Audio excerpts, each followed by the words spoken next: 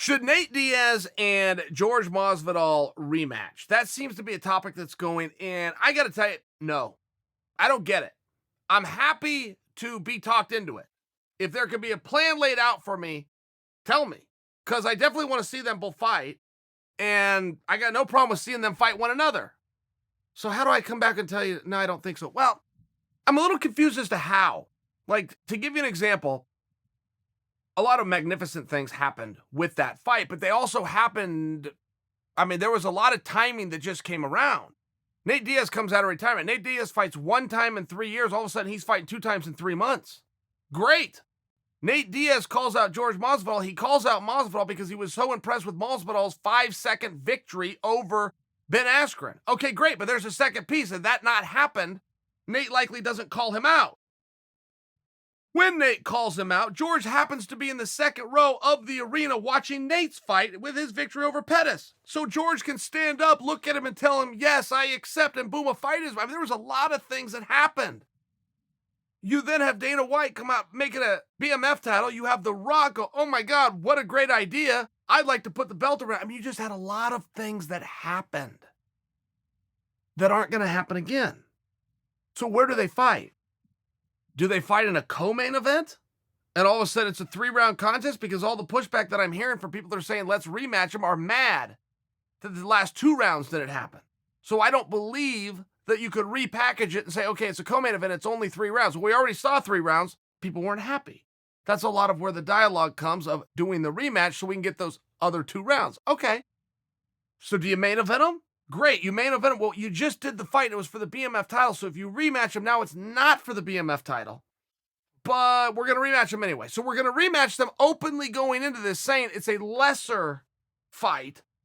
Lesser's on the line than the first one, but boy, it's significant and it's competitive and we need to do it. Well, are the athletes willing to recognize that and redo the contest at a different rate? And ultimately, it would come down to that question. Do you understand there was a lot on this and we allowed you to participate? We spread the butter around. Are you aware that if you want to compete, it's not the same fight?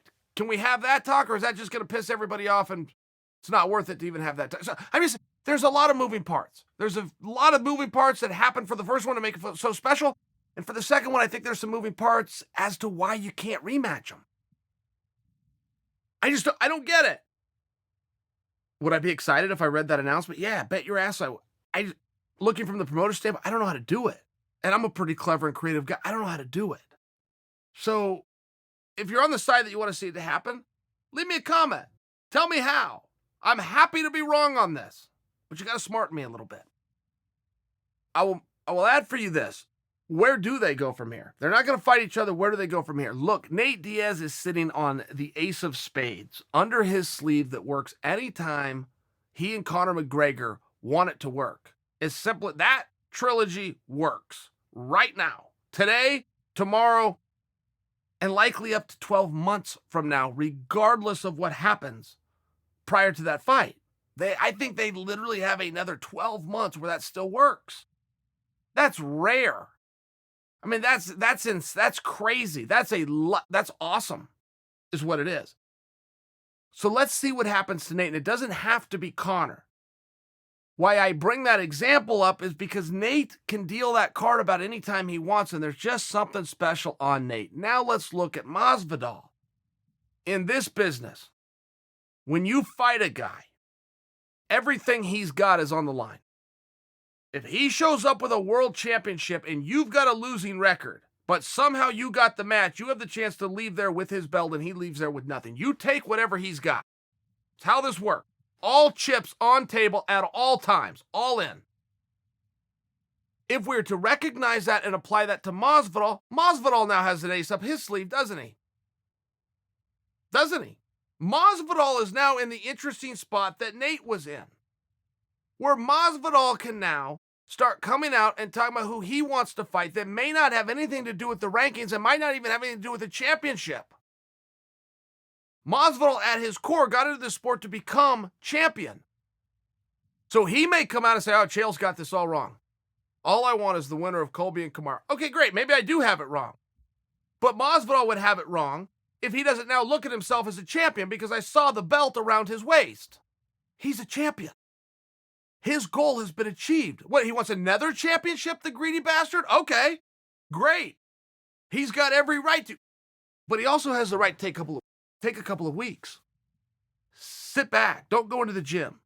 1 week just to recover, another week just to eat too much and stay up too late. He's got every right to do that and then sit back and go, oh my gosh, I'm a star. I didn't know that. I had no idea. This is brand new to me. Who should I fight? Does it have to be a world title fight against the winner of Kamaru and Colby? No. And I think you guys would agree with me. Does he qualify for that? Is he absolutely a top contender? Should he want to invoke that? Yeah, no argument. Are there a number of other fights that might be just completely compelling where you could put Masvidal in, similar to the way that Diaz, a rare guy, a unicorn in this business, Diaz can go out and fight anybody. And it's going to be a big mega fight. There's going to be something special on it. Masvidal now has that. There's only 3 guys in the whole company that have that. There was 2 until Saturday. Diaz and Conor. Now there's Masvidal. It's a great spot, but it's that incredibly rare. And he has the right to use that how he wants. I will tell you, as far as the likelihood of him getting the phone call to go out and fight for a world title, I think should Colby win.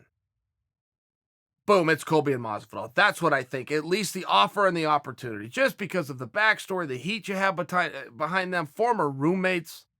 You can go online. These guys are pushing coffee tables out of the way in their house and getting workouts in right on the living room floor. Current teammates, but now they don't work out together anymore. They're mad at, there's just a lot there, right? If Colby wins, Colby versus Masvidal, I think, is most likely. If Kamaru wins, Masvidal could go in there, but he doesn't have to. He might have some heat with somebody else before then and, hey, go get Kamaru set up with T. Wood or one of these other guys. Masvidal's just in an interesting spot. He can go in a couple of different directions. It's a card that I think he should play. And as bad as he wants to be the world champion, he is now champion. I know he's champion. I watched him win it. I don't know if he sees it that way. But he should. And he should give himself a break. And he should give himself some credit.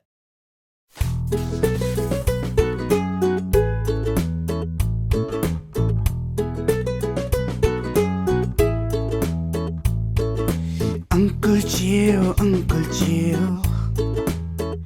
there's no bad guy like Uncle Jill. Never lost, not even